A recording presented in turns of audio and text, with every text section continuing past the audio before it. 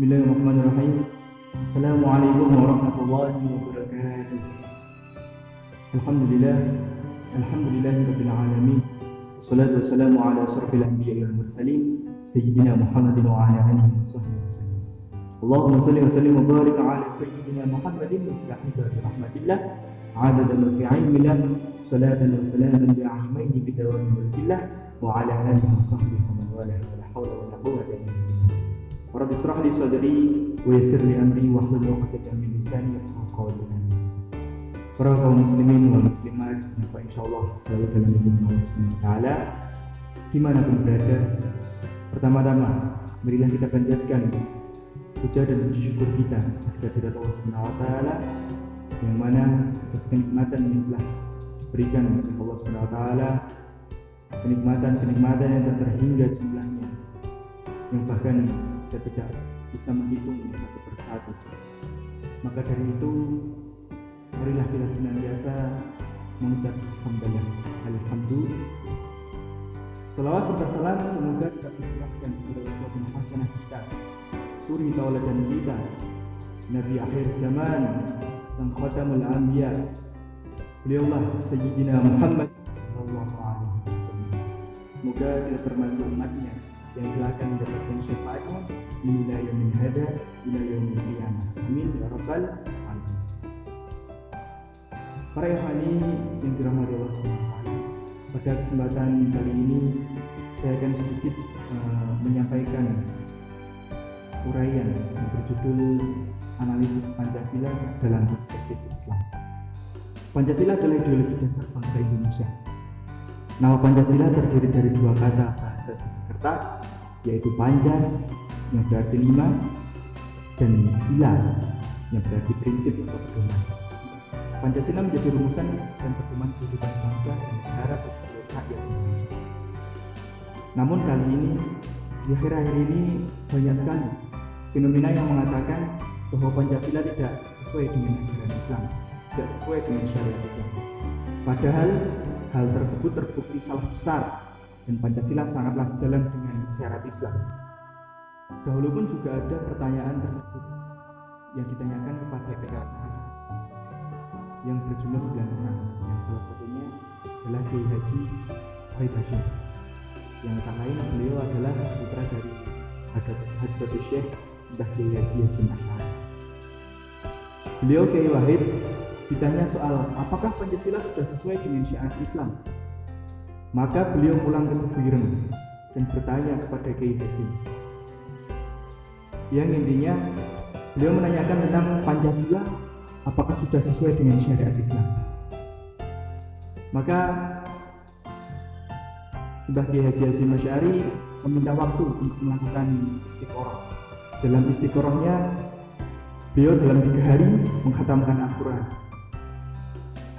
Beliau juga sholat hajat 2 rakaat. Rakaat yang pertama beliau membaca surat Taubah 41 kali. Di rakaat keduanya beliau membaca surat Al-Kahfi sebanyak 41 kali. Lalu setelah selesai beristikharah, beliau berbicara kepada Kiai Haji Wahid Hasyim bahwa Pancasila sudah sesuai dengan syariat Islam dan sudah cocok dengan bangsa Indonesia. Karena apa? Suatu negara ketika tidak dilandasi dengan ketuhanan, maka negara itu akan ambruk. Suatu negara ketika tidak dilandasi dengan kemanusiaan, maka negara itu akan ambruk. Suatu negara yang tidak dilandasi dengan rasa persatuan, maka negara itu akan ambruk. Suatu negara yang tidak dilandasi dengan permusyawaratan, maka negara itu akan ambruk. Dan suatu negara yang tidak dilandasi dengan keadilan, maka negara itu akan ambruk. Berikut ini adalah bukti bahwa Pancasila sudah sesuai dengan Al-Quran, sesuai dengan syariat Islam.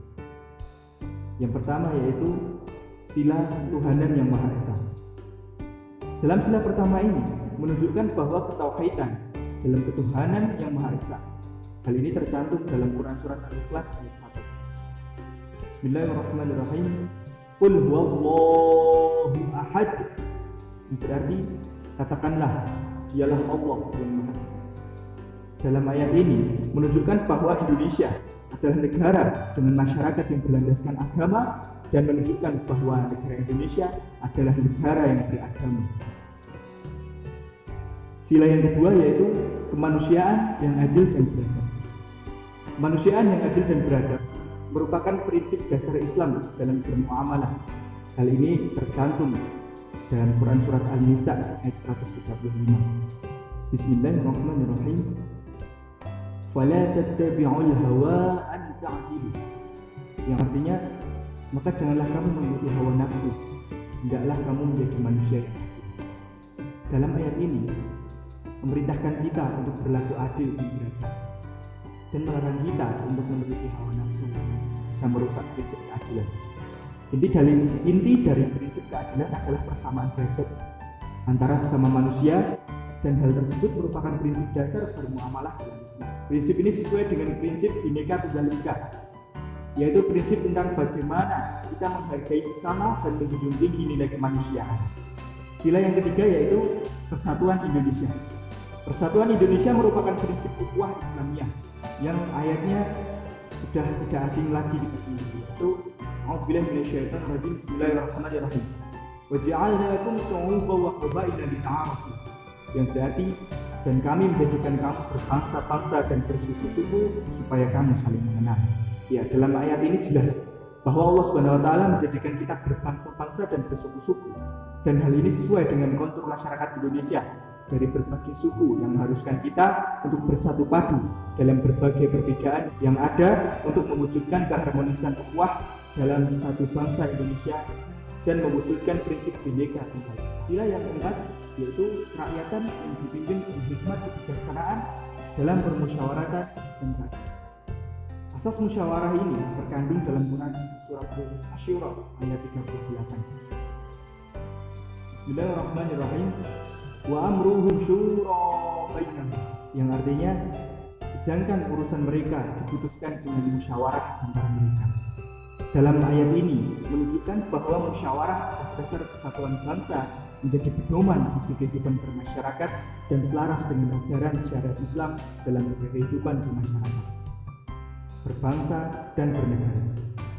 Islam selalu mengajarkan untuk selalu bersikap bijaksana dalam mengatasi berbagai problem kehidupan, begitupun sesuai dengan sila keempat dari Pancasila. Yang terakhir adalah sila kelima, yaitu sila keadilan sosial bagi seluruh rakyat Indonesia. Yang kelima yaitu sila keadilan sosial bagi seluruh rakyat Indonesia. Sila ini menggambarkan terwujudnya rakyat adil makmur, aman, damai. Hal ini juga tercantum dalam Al-Quran surat An-Nahl ayat 90 yang berbunyi Bismillahirrahmanirrahim. Innallaha ya'murukum bil 'adli wal ihsan. Yang artinya, sungguhnya Allah menyuruh kamu berlaku adil dan berbuat kebajikan. Dalam ayat ini, Allah Subhanahu wa taala memerintahkan kita bahwa dalam berbangsa dan bernegara kita harus memiliki hak keadilan yang sama dan saling bergotong royong untuk menegakkan keadilan serta mencegah perpecahan dalam masyarakat. Maka dari itu, sila kelima ini menunjukkan akan kewajiban dan tujuan negara atas keadilan sosial bagi seluruh rakyatnya. Itulah sedikit analisis Pancasila apakah sesuai dengan syariat Islam, dan ternyata Pancasila sangatlah sesuai dengan syariat Islam. Maka dari itu, tugas kita sekarang sebagai generasi muda bangsa Indonesia, baik buruknya ke depan 10 tahun lagi, 20 tahun lagi, baik buruknya negara Indonesia ini, itu berada di tangan kita.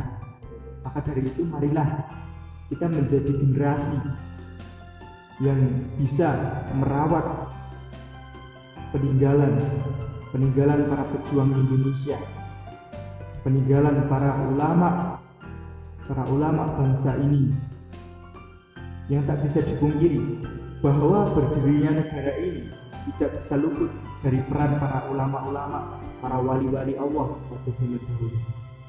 Jangan mudah terpecah belah oleh adanya isu-isu yang bisa memecah belah bangsa ini. Mungkin itu yang dapat saya sampaikan. Banyak salah kata maupun salah sikap, saya mohon maaf yang sebesar-besarnya. Akhirul kalam, wallahul muwaffiq ila aqwamit thoriq. Wassalamualaikum warahmatullahi wabarakatuh. Siapa kita? Indonesia. NKRI harga mati. Pancasila jaya. Nusantara milik kita. Semua putra putri Indonesia sopan santun berakhlak mulia, Pancasila ada dalam